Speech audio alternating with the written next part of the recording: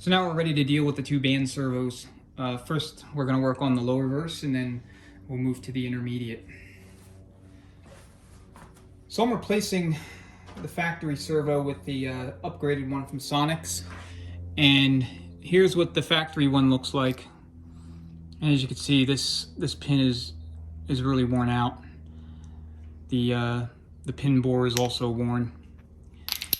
This is typically what they look like when you take them out, at least when I see them, when I'm disassembling transmissions, 48 REs, 47s, 46s, I mean, they're all the same. And I like the Sonic's piece. It's well built, well made, does a good job, and I recommend it to anyone that's going to go through their own transmission or have theirs rebuilt. I generally replace both servos with upgraded versions. But if you had to pick one, you could only replace one servo for whatever reason, you maybe only had in your budget room to make one upgrade here. I'd do the reverse servo. The intermediate servo is, I don't want to say it's great, but at the same time, it's not quite as bad in most cases pulling them out. But if it's worn, you got to get rid of it. So again, my advice: just upgrade them both, so it's a lot better. Anyway, Sonic servo is O-ringed here on the pin, so that helps kind of mitigate leaks. So basically how it goes together is you're going to reuse the factory spring, seat it like so, and then it goes face down into the bore like this. I already installed a new lip seal, and then you're gonna just put the snap ring in place. So let's go to the foot press.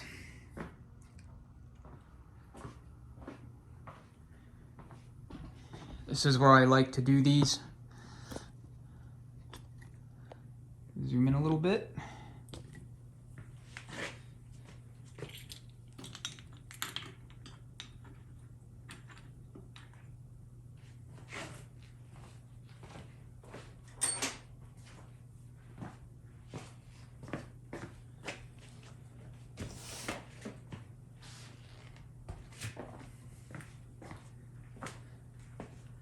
This is going to be a little bit tricky with a camera in the way. Let me kind of reposition it so you can sort of see what's going on.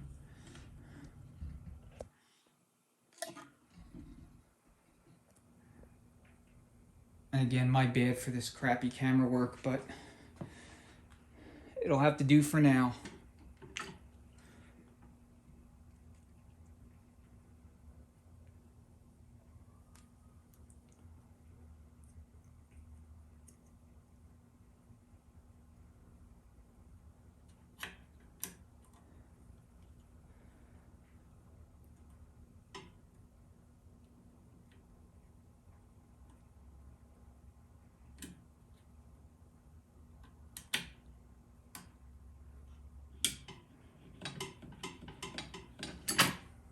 Looks good. So let's lube up the bore. Plenty of assembly lube in there. Do the same for the piston itself, the lip seal.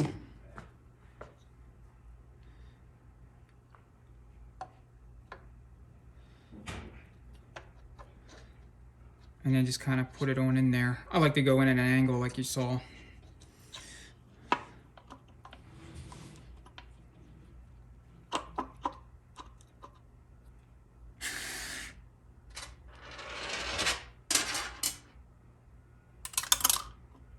Spring, retainer, and snap ring.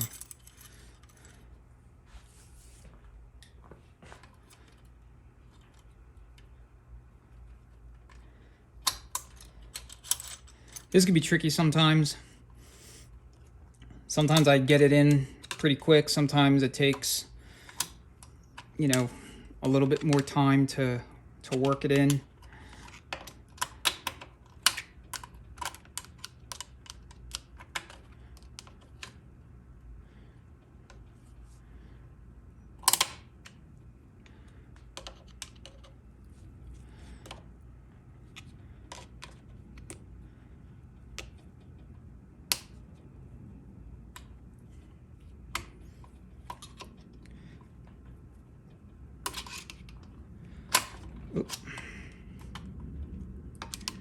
And I think this is going to be one of those ladder times where it just takes a little while. You can use something like a C-clamp to get it in, but it's got to be, you know, you're going to have something that has to be wide enough to sit on the retainer itself. There it goes. So anyway, it's in there.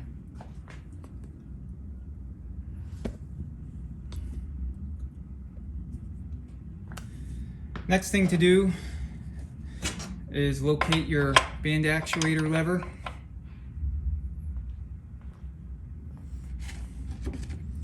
And then install new O-rings on the lever pin. Lube them up.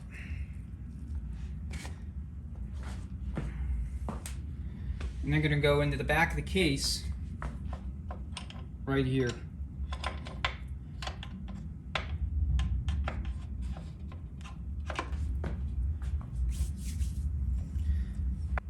Okay, the next thing we're going to do is the band adjustment itself. So get your adjusting screw threaded on in. You're going to basically torque this down to 72 inch-pounds, and then you're going to back it off 3 turns.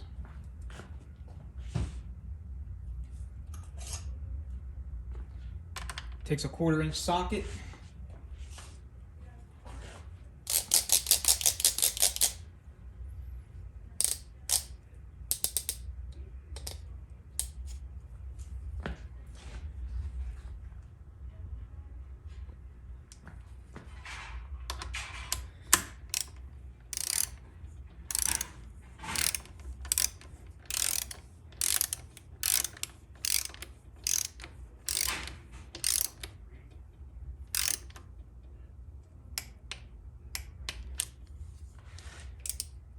Then you're going to back it off 3 turns.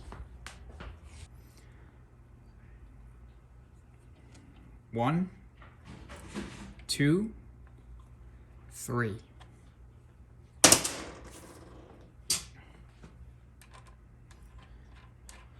Go ahead and thread on your lock nut. If you want to be exactly 3, you actually want to come maybe just a smidge over. So like, I don't know, 3 1/10, something like that. Because when you tighten and torque this nut, it's going to turn the adjusting screw a little bit as well. So let me go get the torque wrench. This gets 25 foot-pounds, and it is 9/16.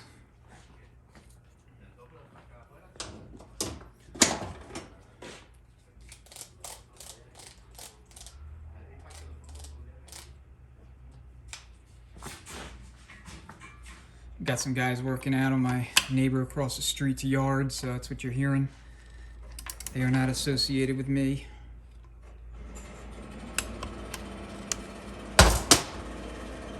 Okay, let's check it.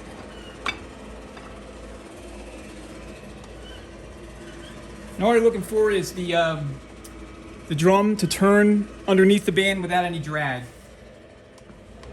So you have some latitude with this, but generally speaking, you want to stick close to 3 turns.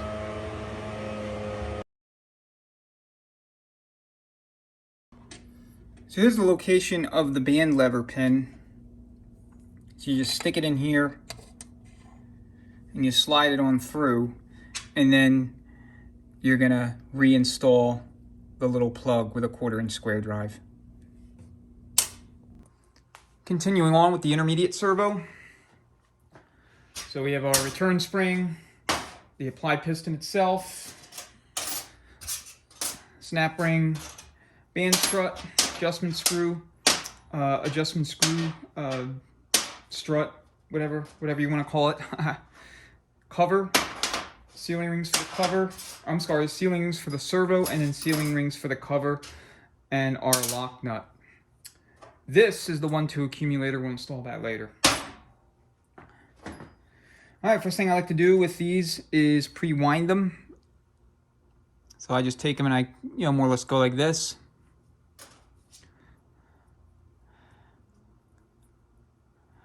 and hold them for like a second or two, and then I'll put them on.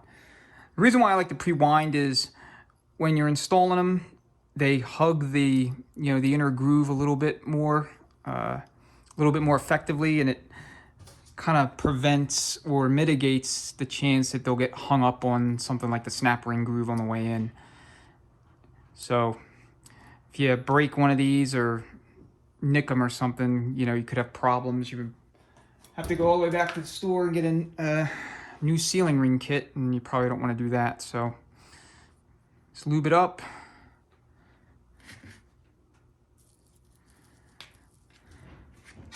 Lube up the bore.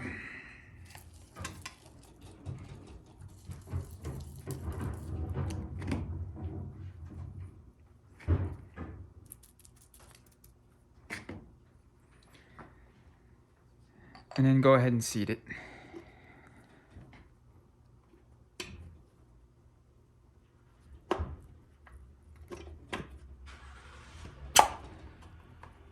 Okay. Install your return spring. The cover is going to take a square cut sealing ring. This is a metal sealing ring. Just put it in and then place it over top with the snap ring. Now we got to go and locate a little compressor tool or what have you so that we can put everything in there and get it seated.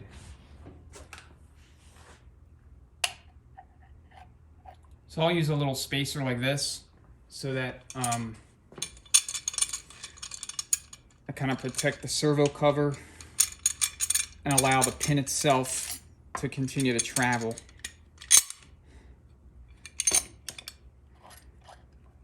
While I crank down on the screw.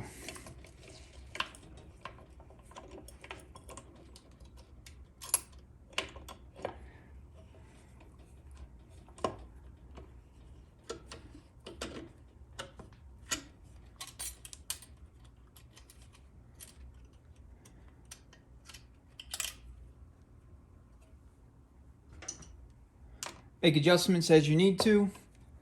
You don't obviously want to break anything.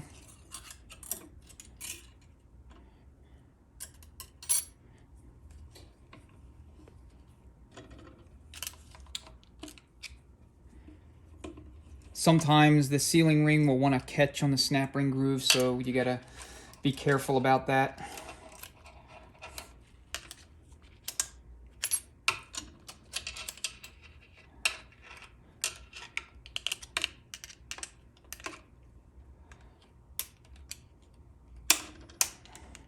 And then just lever the snap ring into place.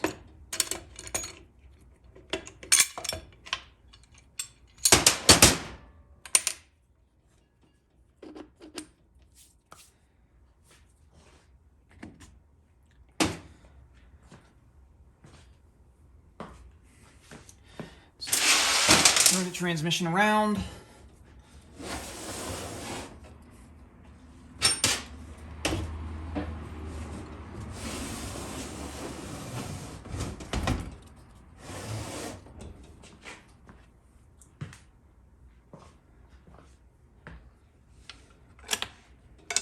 So this is going to be your location for the band adjustment screw. So stick your band strut in on the servo side.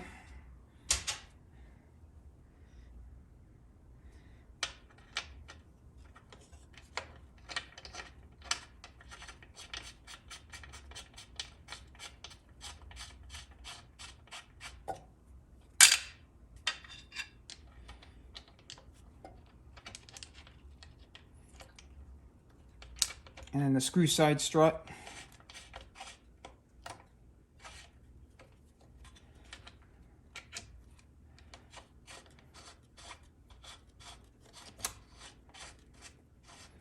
And this takes a Torx 40.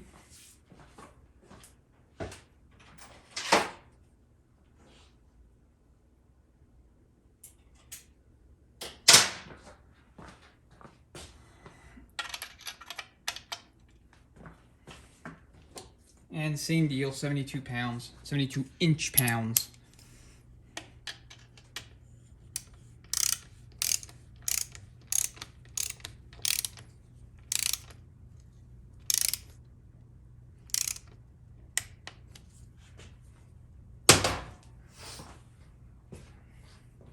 Okay, so the back offs are a little different between the different 40 series transmissions. So, and even for the 48RE, if you have a 48RE diesel application, just like this one, you're going to back it off 1 3/4 turns.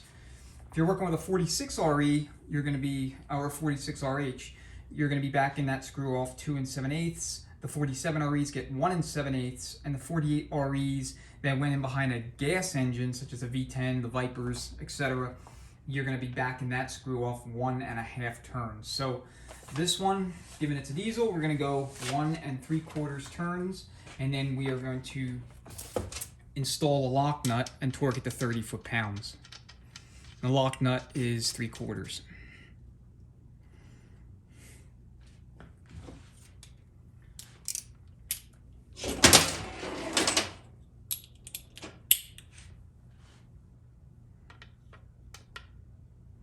Okay, I'm going to line it up using this tab here. And I'm just going to go 3/4 at a time. So we got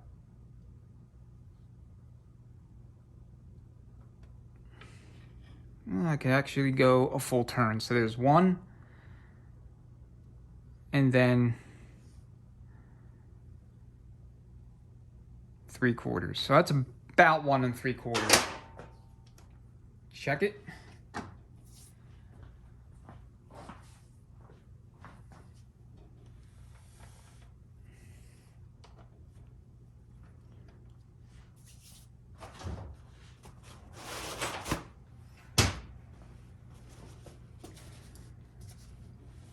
I need to get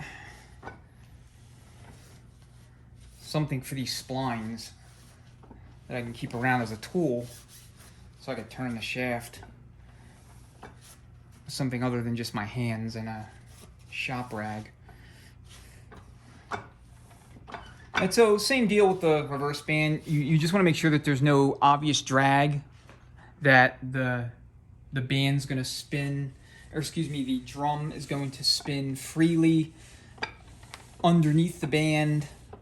No bind ups, nothing, nothing stopping it or dragging on it. And I don't see any evidence of that. So again, just like the reverse band, you want to back it off just a little bit more to allow for when you torque the nut, allow for the adjusting screw to kind of turn with it just a little bit.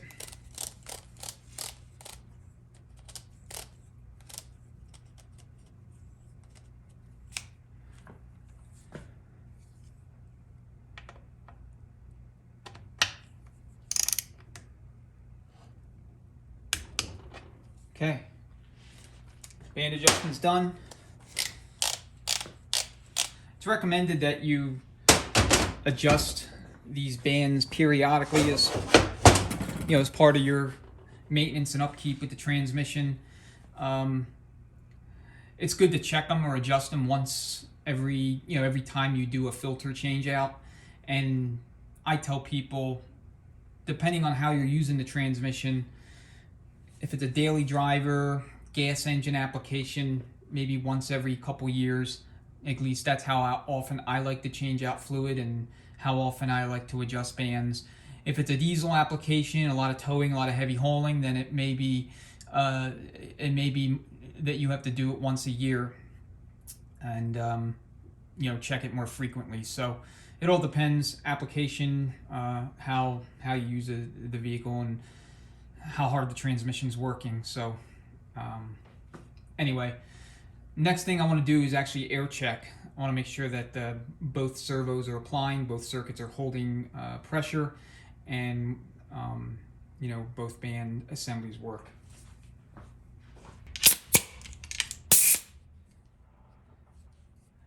So for the intermediate servo, your feed port is going to be right here. Feed for the low reverse is going to be right here.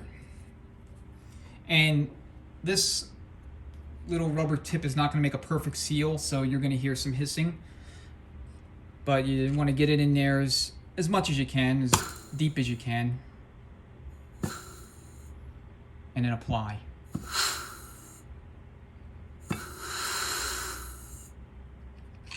You don't need a ton of air, generally speaking.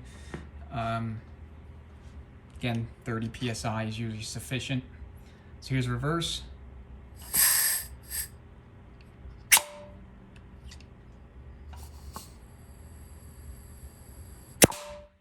So as you can see, it's holding. Okay, if you wanted to air check the rest of the case at this point, you can.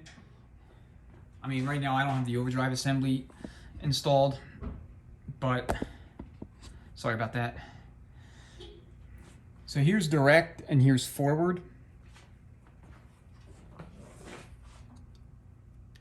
So again, same kind of deal. I'm not going to have a perfect complete seal on the clutches, or excuse me, on the clutch circuit, because the little rubber tip's not wide enough. But this is how it goes.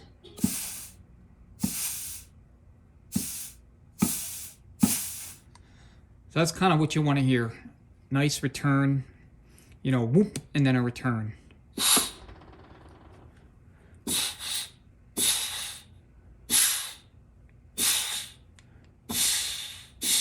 And when you're in here and you have like a rubber tip like this, try to come with an angle biased toward the rear of the case.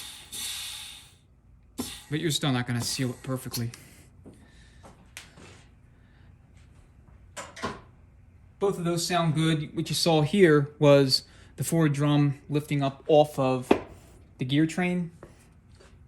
So when you install, sorry about that, when you install your housing, your overdrive housing, it's going to push this input or this intermediate shaft and gear train inward a little bit toward the pump, toward the front of the transmission. So it'll take up all that slack that you've seen. And obviously the gear train will not be moving anywhere near as much. So those are the band servos. Got that all done. If you wanted to install your 1-2 accumulator, you could do so. It just goes right here, but I wait until I'm ready to put the valve body back on and I install the little accumulator then.